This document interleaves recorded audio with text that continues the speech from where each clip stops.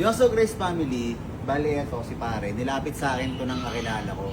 Kasi malaki daw problema nito. Anong problema mo? Yes sir, nanakaw po daw ng parcel. Wala na ako. Nanakawan daw siya ng parcel.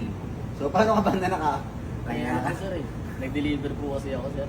Ano na? Nag-deliver po ako. Tapos, Pagbalik ko po, mga ilang oras lang, mga 1 minute, wala na yung parcel. 1 minute na wala.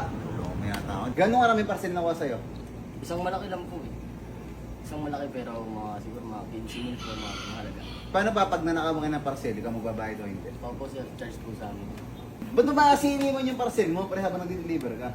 Eh wala namang punta ako. Siguro na nakusunadahan. So ngayon, wala kang pera. Kaya nga nasaan, wala kang pambayad yan. No? Kaya nga nilapit ang kaibigan ko kasi wala kang pambayad.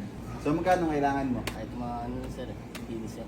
15. Masakong ng bahay sir. Pambayad. Tapos sabi sa akin ito, buntis pa daw ang asawa mo. Opo sir.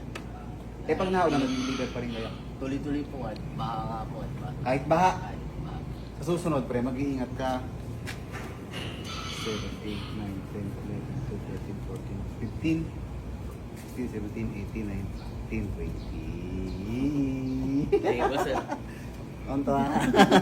Baka naman nilaloko mo lang ako. Hindi po sir, seryoso po. Ah. Thank you po sir, thank you. So Grace family, mag-comment na lang kayo.